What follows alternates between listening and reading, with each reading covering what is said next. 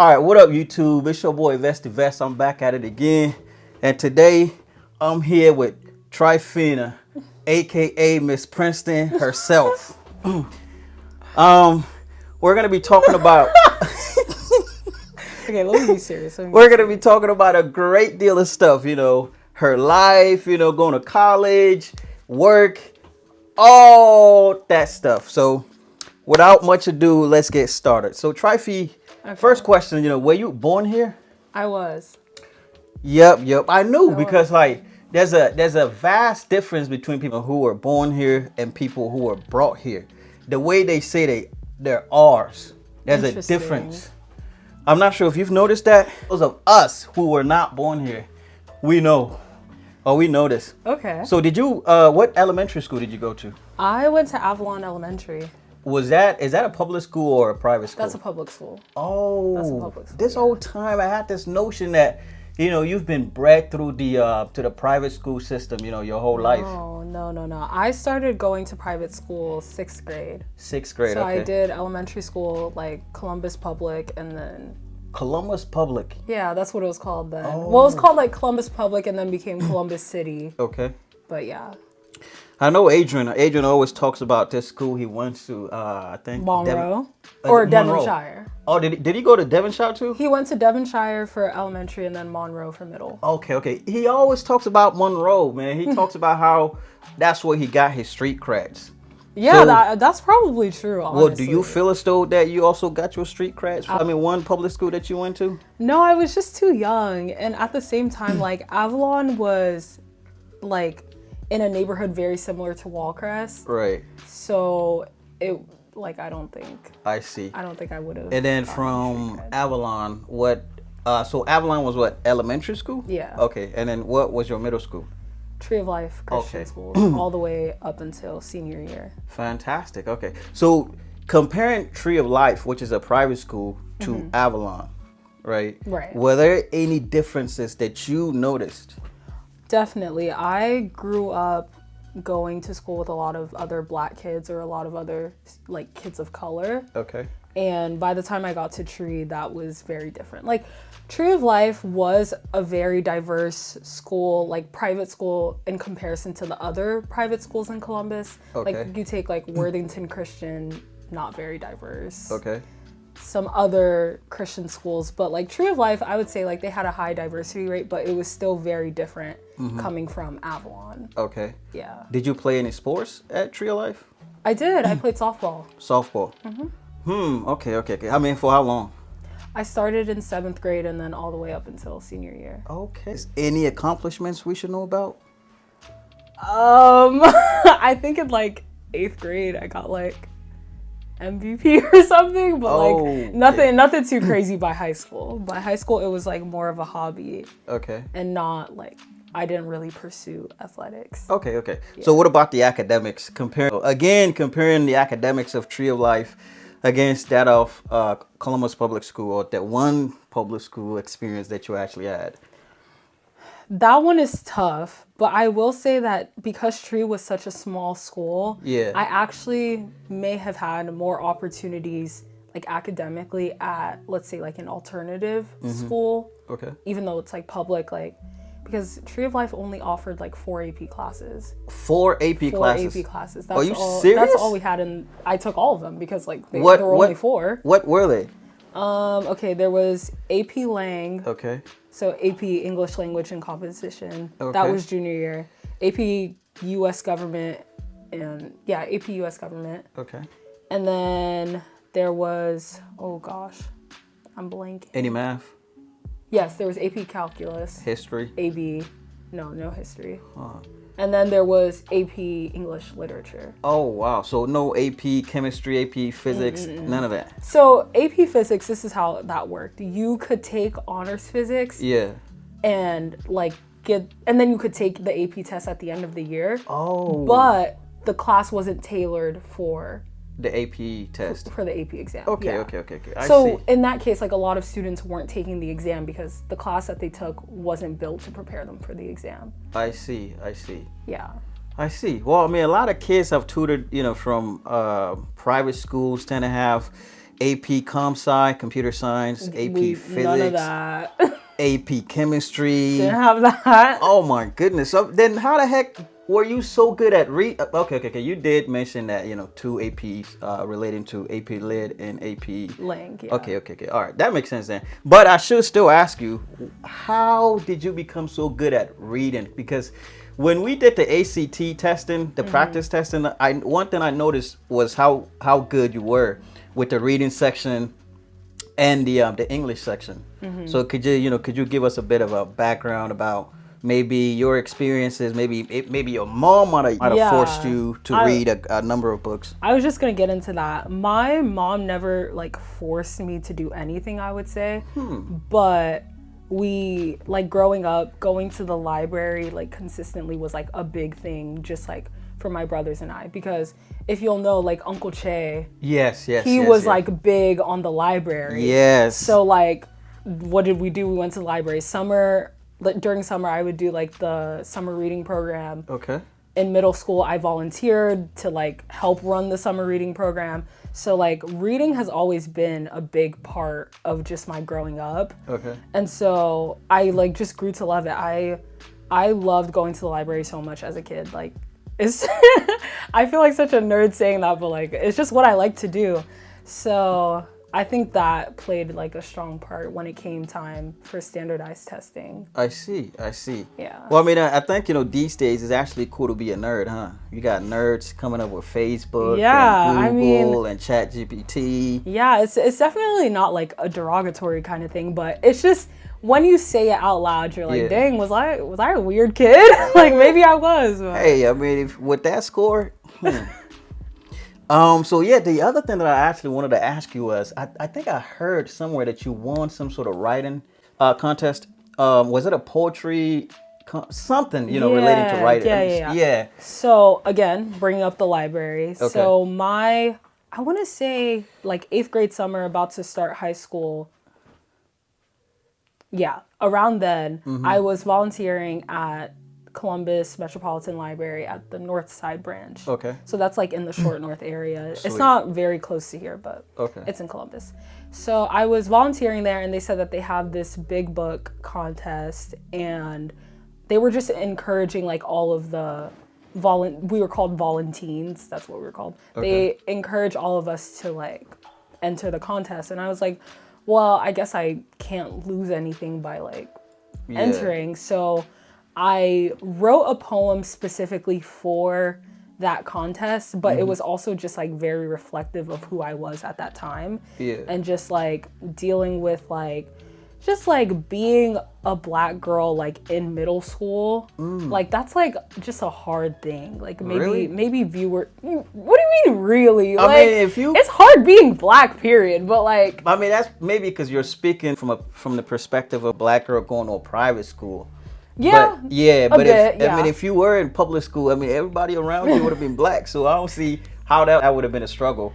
Okay, let me get a little more specific then. Okay. I think specifically being African. Okay. And even though we had a mini conversation about being born here versus being brought here, you still carry an identity of not fully being African American. Okay.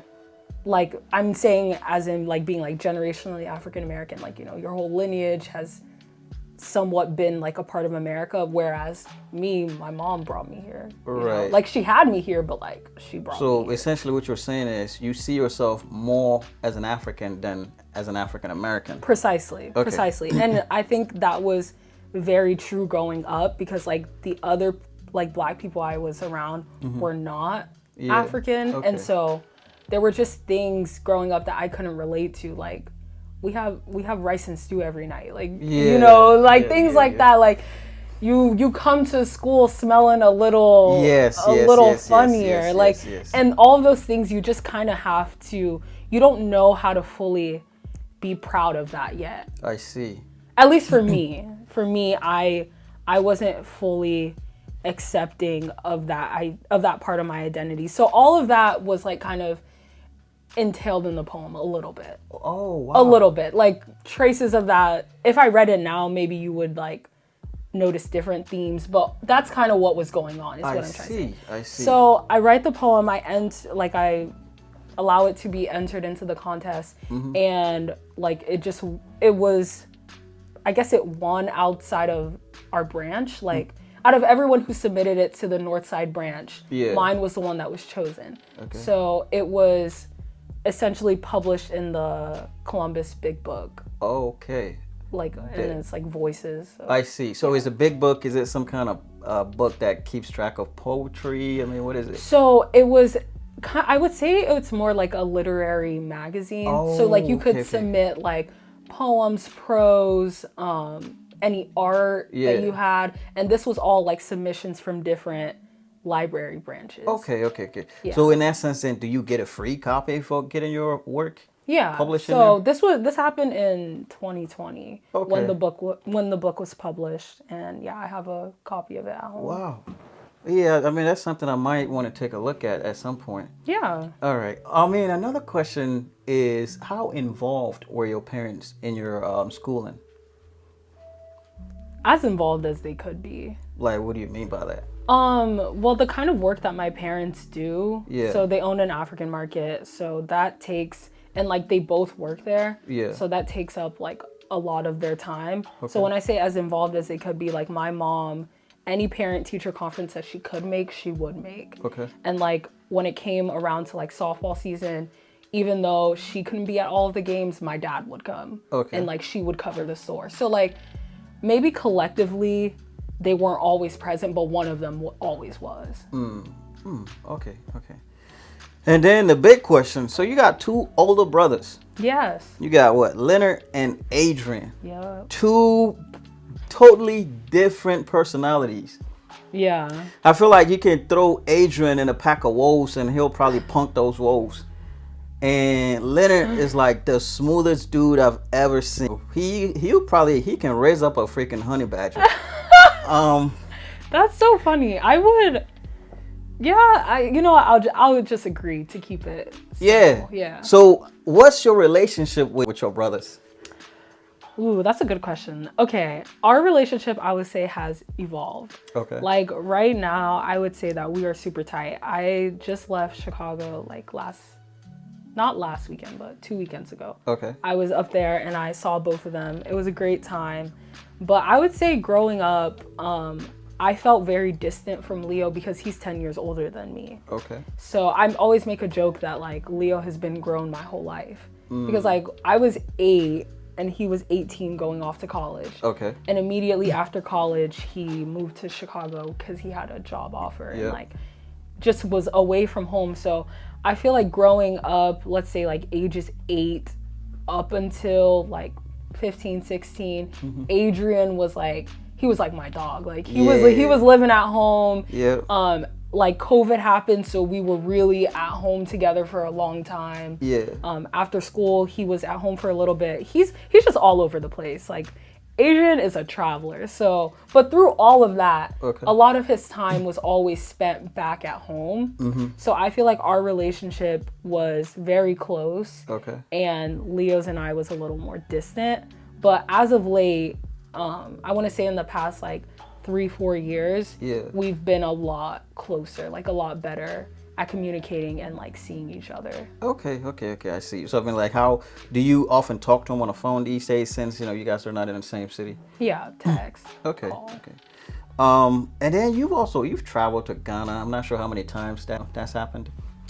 It's been 3 times. 3 times? Like, do you remember the age differences you were when you went in those 3 times? I've only gone with Adrian and Leo once in 2010. Okay. And then I went again in 2018. Okay. I was 14. And then I just went 2 years ago, 2021. All right. So how was the experience each time? And then you may even go a step further and make comparisons to the U.S. Okay. First time I was only like 5 and 6 years old, so that was. We'll lay that aside. I'll mostly compare like 2018 and 2021. Okay, let's go ahead. So 2018, going back for the first time, I guess like as a teenager, more developed than I was like the very first time I went. It was cool. I mean, I think a big thing that separates my experience from maybe some other people who were born here that go back is the fact that I speak Tree. Yeah. So the way that everybody interacts with me is a lot, I want to find the right word for it. It's a lot more authentic, I guess. Like, they don't treat me so much like, oh, yeah. Like, they treat me very, like, they're very proud of me, which I love knowing. Yeah. And, you know, they just carry on business as usual. It's actually shocking to hear you, like, speak Tree. Yeah. Every time I hear you speaking Tree, I'm like, I'm taken aback a bit. And I'm not sure why. But yeah, go ahead. And then, so that was the 2018 you said? Yeah. Okay. And then 2021 was a special one because that was, over that trip, I found out that I got into Princeton. Oh. So I like opened like the email and everything like that. It was just a very special time. Wow. I went in December of 2021. Fantastic. Yeah. Fantastic. Well, I was hoping that you would talk about maybe stuff like infrastructure. Oh, I'm sorry. Wait. I can get into that. I can get into that. The food, you know. Okay, the food is great. I love the food. Yeah. I would have to say though, I haven't been to Ghana with that kind of eye. Okay. So you haven't been critical. I haven't critically analyzed my experiences in Ghana. I mean, because when I'm there, I feel like I'm just at home. Oh, like, you don't? Okay. You know, I don't feel like I'm visiting. I don't feel like an outsider there. Plus, you probably don't even spend that much time there. You're probably going for what, 2 weeks? I go for like 4 weeks, a little over a month. That. So like, I don't think I spend enough time like really immersed. Then you probably don't get the real authentic, you know, like Ghana experience. Going out, immersing yourself in the culture and the food and the people. Like, how do I not get that in 4 weeks? I mean, like, you're in the house. You're probably not just the whole time. Watching TV the whole time. You don't get to go out. What makes you think that I would want to do something like that? You gotta go out, smell the dirty gutters. So, like, be out there, eat the street food. I mean, my uncle would take me to get watch it in the morning. Yeah, like, get scammed by the street people, man. Like, the people trying to sell you yams and, you know, like, yogurt on the side of the road. Okay, Sylvester, those are all experiences that I've had. Okay. Like, all right. Okay, cool. I'll let you slide. Like, that's not like to me, that's not such a unique experience because, like, why wouldn't they do that? So what then would you consider a unique experience? For me, my first unique experience, like we're gonna like talk about Africa. Was when I went to Kenya. So yeah. Look at this, man. I knew you were trying to do that. I knew like you were trying to do that. You were trying to be slick and do that. Hold up, man. Are you selling us out? You're skipping over Ghana to say that Kenya was a more authentic experience? No, it was just a different experience. I feel like I was able to then compare what I see as home, Ghana, with a completely like different country. Well, talk about it then. So what made the experience so special? Because per se, like, I had never been in a space where like there was a language that was spoken by more than just that nation, because you go to Ghana, there's so many different dialects. Yeah. But let's just take Tree for example. You can't go to Nigeria and expect somebody to know how to speak Tree. Okay. But Kenya and just like East Africa, just the like continuity of Kiswahili, the fact that like people in Tanzania speak it, people in Uganda speak it, people in Kenya speak it, people in Congo speak it. Okay. Like, those are just to name a few. But the fact that like a language can be so widely spoken that's not English in Africa, like that was like just mind blowing to me. I wasn't expecting that. And so there's so much like overlap between the cultures there. Whereas I feel like West African culture can be just so distinct. I see. Like, Ghanaian culture is very distinct. And then Nigerian culture is also very distinct. Are there some similarities? Of course. But I don't think that there's as much overlap. So that's just like one example. Okay. Yeah. I say, do you know any Swahili words? Do I? Yeah. Yeah, I know like hello. Well, there's so many different ways to say hello, but like I guess there's like hujambo, hamjambo. Well, look at this. Yeah, I know a few words. This. Compare the Kenyan food to Ghana food, and let's see. Oh, it's not even really close. sold us out. It's not even close. So Ghanaian food. Okay, all right. So you haven't quite sold us out completely yet. Okay. I can't do that. Man, let me take a deep breath. Whew. All right, good. So the other thing then I wanted to know is how close are you to your parents? I'm close with my parents. To your parents, like both of them? Yeah. Okay, sweet. Because I know your mom. Your mom is a very, very strong-willed woman. Very outspoken. Yeah. And someone whose presence is felt. Yeah. At the church, in the community, wherever she may be found.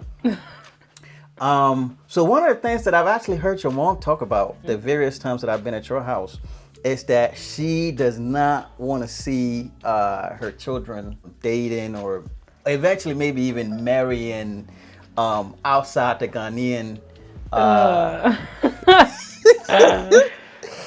ethnicity. What is your view on that? Because I know somebody has already violated. Yeah, no, someone has violated. So yeah, speak on that because I mean I'm interested. I want to know. I've spent some time with your dad recently, setting up the cash register. Your mom was also taking a class, and so she needed me to come over to help her submit the writing that she had already completed. So I've spent some time with your parents recently, and that was some of the idea that I gathered. So I wanted to get your opinion because what I told him was, well, what if Trife ends up marrying a white man? Then what, Okay, I think that's a little too far. How is that too? I mean, you go to Princeton of all places. I mean, so I'm not sure if that's far enough. That's not far. So speak on it, because I mean, I'm pretty sure my viewers and a lot of people besides myself might be interested. Okay, this is what I will say. It's not in my mind that like I want to deliberately not marry a Ghanaian. Like honestly, that's what I would want. Okay. I want my kids to be like full, like as much Ghanaian as they can be. Because you know what I mean? Like after me, my kids just, and after them, the Ghanaian, heritage might become lost in translation a bit. If I don't make such an effort. Like even if I don't marry a Ghanaian per se, like obviously I can teach my kids how to speak Twi. Exactly. I can teach them the culture, the language, but what can I like? I'm not sure what else they can do because I'm sure my kids will be born in the States. Right. So like there's already a piece lost. They can't even say like, oh, my mom was born in Ghana. Or my parents were born in Ghana. So there's that piece, right? There's that aspect that like I want my kids to be as Ghanaian as possible. But some of my mom's logic, some of maybe the older folks' logic behind it, I think it's just a little flawed. Because my mom, like, like you said, she's a big person in the church. She's a very, like, biblically minded person. And I don't think that logic is even even backed by the Bible. Like, so for me, as long as you and your partner are equally yoked, that's what my priority is. Oh, look at this. You're using Bible terms. Equally yoked. Oh, I like that. But the whole, like, is he Ghanaian, is he not Ghanaian thing, we can keep having that debate, but... Okay. Well, I mean, you use equally yoked. Man, I had to probably, like, go find my dictionary or, like, statements to figure that out. But anyways, how religious are you? How religious am I? Yeah.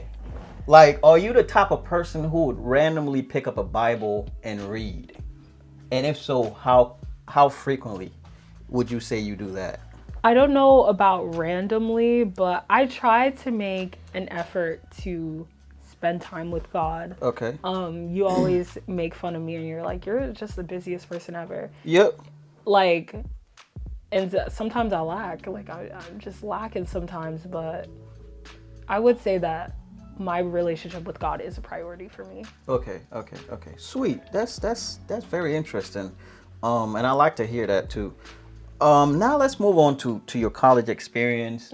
So what other universities did you apply to, and which ones did you get in? If you're comfortable talking about it, of course. Yeah, I am. I applied to Case Western and Princeton, and I got into both. Oh, only those two schools? Only those two. Man, what a boss. Oh my but goodness. I would actually I would go back and do it differently. Are you I would have serious? given myself just some more options. Yeah, I mean, because if I were in your position, I'd have probably applied to Stanford as well. Yeah, Stanford, Harvard. I mean, you name it. You have to understand. You worked me. I was tired. As soon as I got that acceptance letter, I was like, oh, no, I'm done. I had to because I know the opportunities that I didn't get to have, right, when I was your age. And I always, to some extent, well, I wouldn't say I regret. I mean, I don't have any regrets. But in my mind, I've always said, when I have my kids, every opportunity that I couldn't reach, I'm going to make sure that they not only reach it, go way past it, right? Yeah. So when you expressed interest, obviously I knew you were bright because Adrian is basically one of my best friends. And he mentioned the score that you already had. And typically, one thing I've noticed is if the person that I'm going to tutor, if they've done relatively well in the reading section, they're not that hard to tutor. Really? Yes. What is it about that? Because the reading propagates. Oh, I should also probably say spills over to the science, the English. And if you can read, there's a lot of math problems that you can do too without algebra. You can just logically solve a lot of, right? So the people who do well in reading, they're not too hard to tutor. They're not very hard to tutor. But if you come to me, you tend to be like, say you're brilliant in math, but your reading and your English sucked, we got a problem. Yeah, we got a problem. It may take, if you think I worked you, I mean, that person, I'm probably going to work them to their bones. We were talking about Princeton. You say if you had to do it again, you would probably do it differently and apply to various other schools. So what other schools would you add to that list? Oh, I just probably would have applied to all of the Ivies. Okay. And just see where else I would have gotten in. Okay. And like you said, Stanford. Okay. Yeah, I was always taken aback that you didn't apply to Stanford, because what I told Adrian once, I think I told you once also, that if in the case that if I were in your position and I got accepted to say Harvard and Stanford, I'd probably go to Stanford.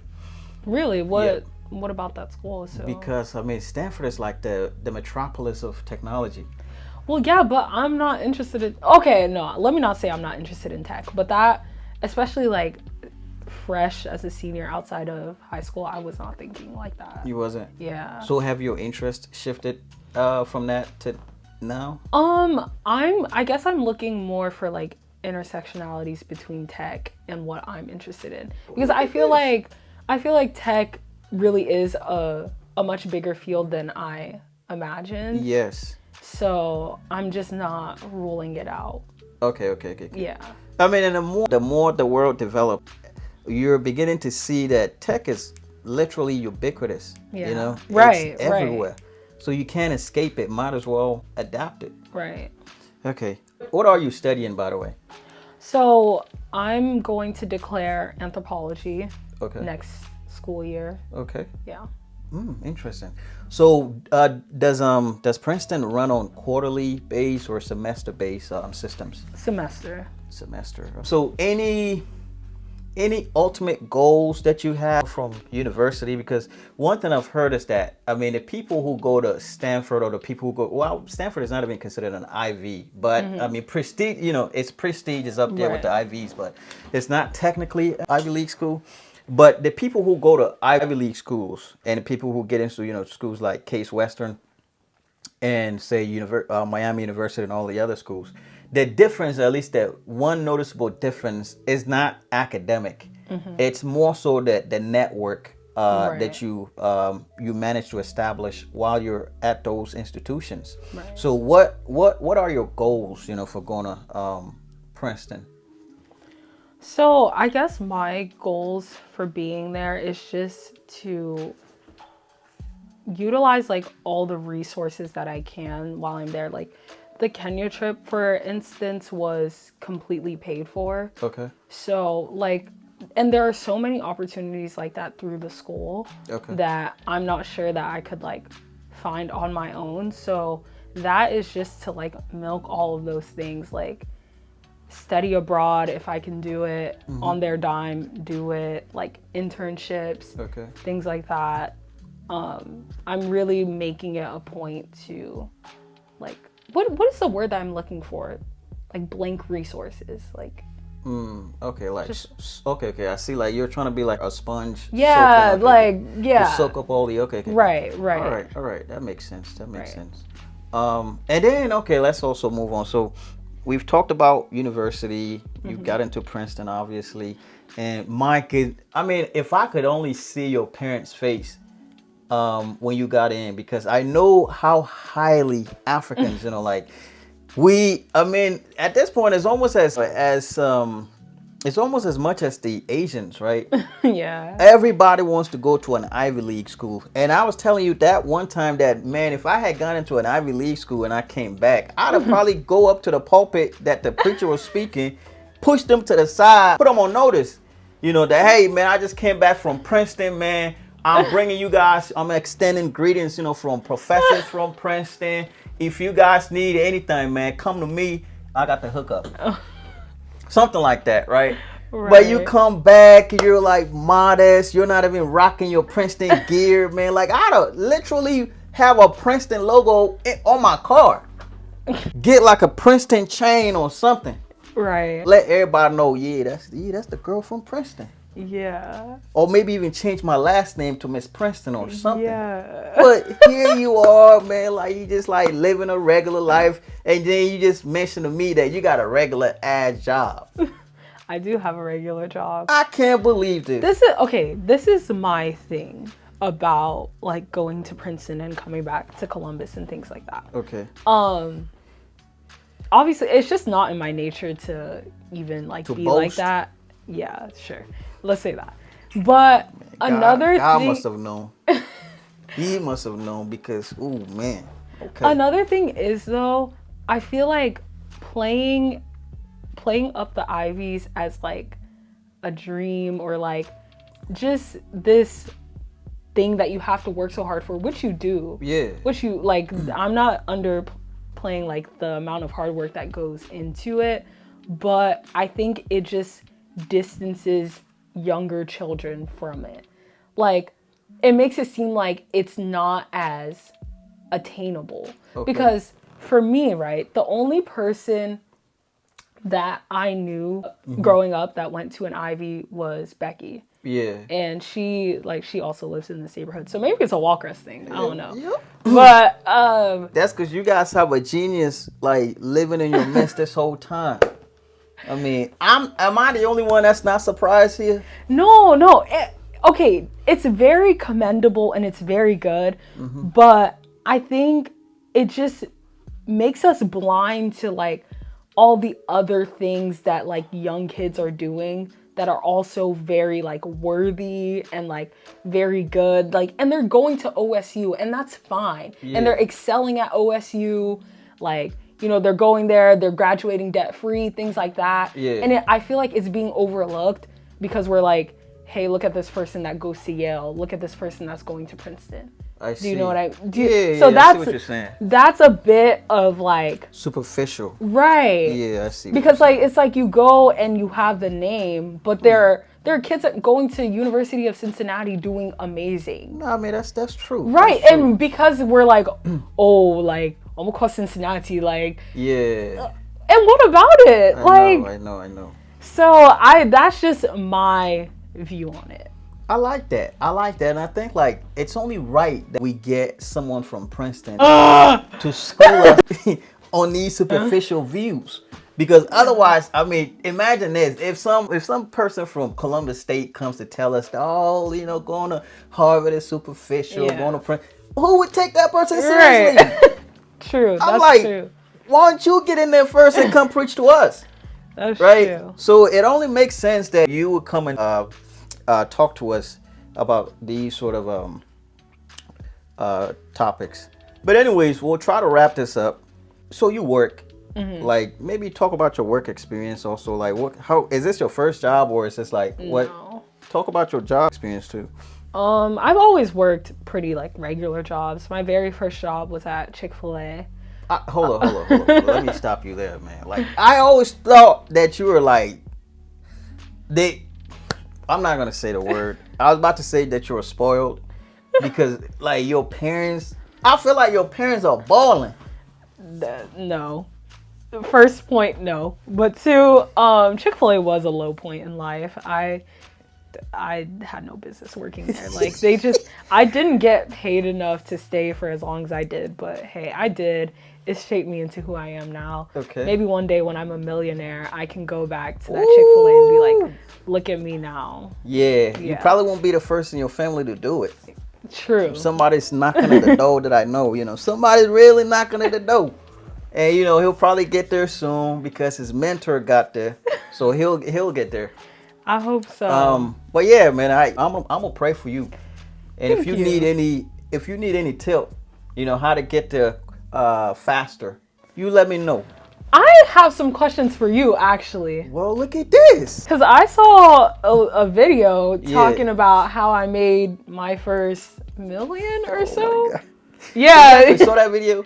Well, unfortunately I couldn't watch it, but I did read it. Okay. I saw okay. It was a very like enticing video. I was like, so I have a baller living about 2 minutes away from me. Hey. And I just didn't know. Why do you think your brother Adrian and I are so close? That's all we talk about every time we meet. Money. That's all we literally talk about every time Adrian and I meet.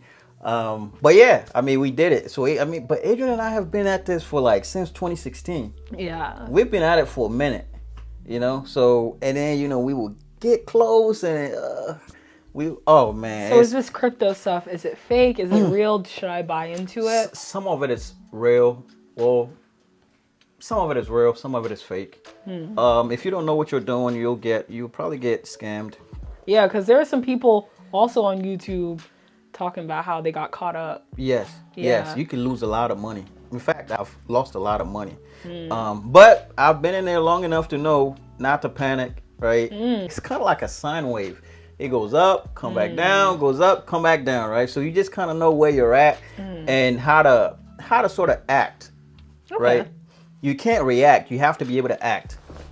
And what I mean by that is that now the market, look at the analogy of the sine wave. Now we're kind of like at the bottom. We're at the bottom peak.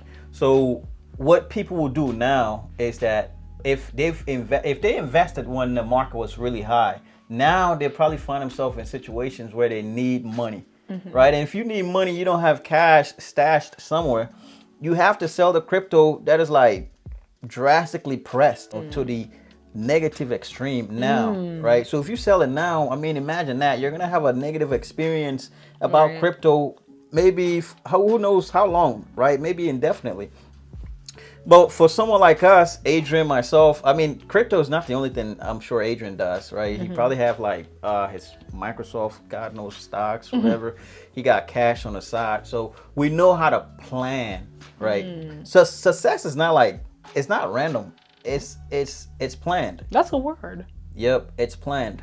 And people really, they're financial people who help people strategize about how to be successful. If you want to save this amount, that amount, and then you actually have to pay them, to get that advice. But Adrian, myself, and a few friends, we actually had to do it the hard way, meaning that we've lost money, to gain the understanding, the knowledge that we have. But do we regret it? No. Right, I don't regret one single bit because that's all part of the process.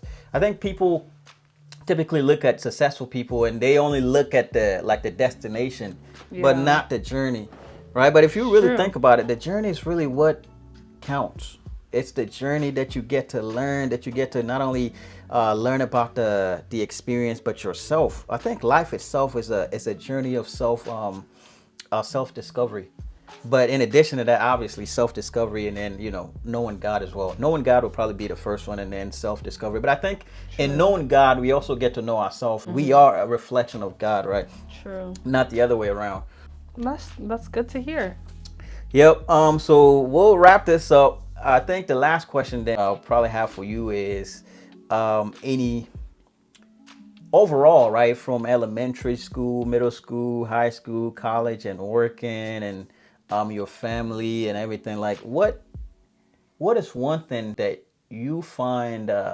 What is one thing that you've come to learn or come to appreciate in life?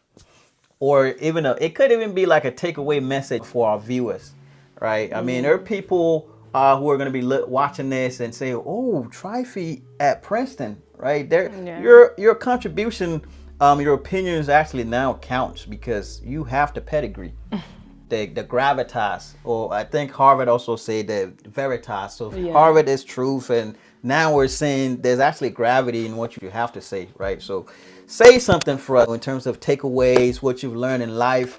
And it doesn't have to be one thing, right? If you want to babble on about a whole bunch of stuff that you learned, because in your however many years that you've been on Earth, I mean, someone as smart as you, you've probably you've learned quite a bit. Okay, thank you. I won't say too much, but I think as I get older, and especially after completing my first year of college and coming back to my hometown, I realized so much that like I am nothing without like the people that have helped me come this far. Okay. I don't know where this proverb is from. I'm sure like it's like an African proverb, but I think it's like I am because we are. Or something like that. I don't think I've heard it before, but yeah, it sounds like an African proverb. But. And so for me, I have come to appreciate just my community so much more. Yesterday, you know Uncle Mark? Yeah. Uncle Mark, growing up, he was like really hard on us. Like he was like the uncle that everybody was scared of. He punked you guys too? Yeah, he punked everyone. You know how many generations this guy has punked?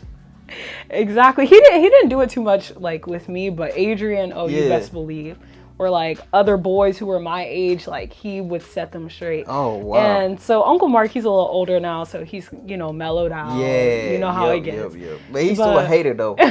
He a hater still. Uncle Mark, if you watch this, man, you a hater still. But we love you though. He called me yesterday and he was just like, I'm just checking in on you and you have made us so proud. See? Like, and when you hear that, I'm just like, Uncle Mark used to pick me up from daycare when my mom couldn't. You know? And it's like all those little things that like were just normal for me growing up.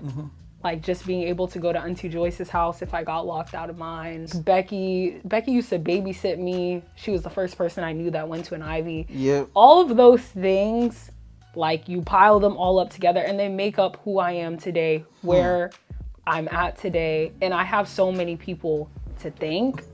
And now that I go to school like about like 8 hours from home or so, and I learn about other people's experiences, I don't realize, like I've realized how rich my community is. Wow. There's some people who don't grow up with, like they may be African, but they don't know any other people from their country, like where they're at. And for me, like I know so many, I don't know how many Ghanaians I know in Columbus alone. Right. And so I just realized all of those things, like I feel so like overwhelmed and grateful, like that I can thank so many people. I see. Along my journey, including you. This man tutored me right here in this room. Somebody finally giving me my props.